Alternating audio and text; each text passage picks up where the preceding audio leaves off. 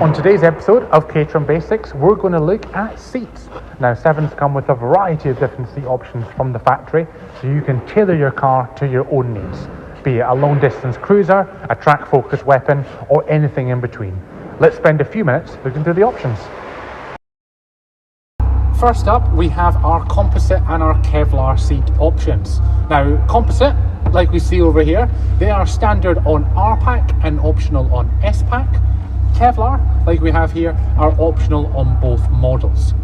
Now the composite come in this stunning black gel coat finish. Kevlar even shows the visible Kevlar weave through. They're both a very similar design, however the Kevlar is a slightly lighter overall seat.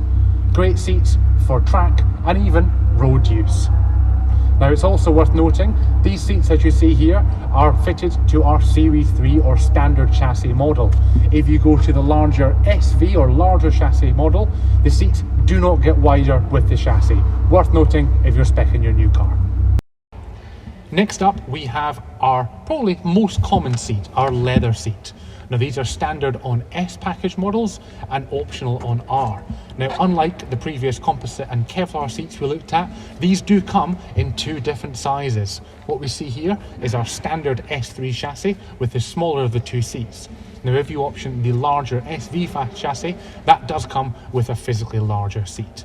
These seats are fantastic for touring and fast road use and even on track, especially when combined with the optional harnesses. Finally, we have our carbon seat. Now this is a lovely halfway house between the comfort of the leather seat, but also a lot of the support of the composite and the Kevlar seat. A fantastic seat for all-round track, road, long journeys, whatever it may be. These are also the only seats that are available with optional heated elements in them, which makes it fantastic for those winter mornings. Like the leather seat we spoke about earlier, these seats come in two sizes.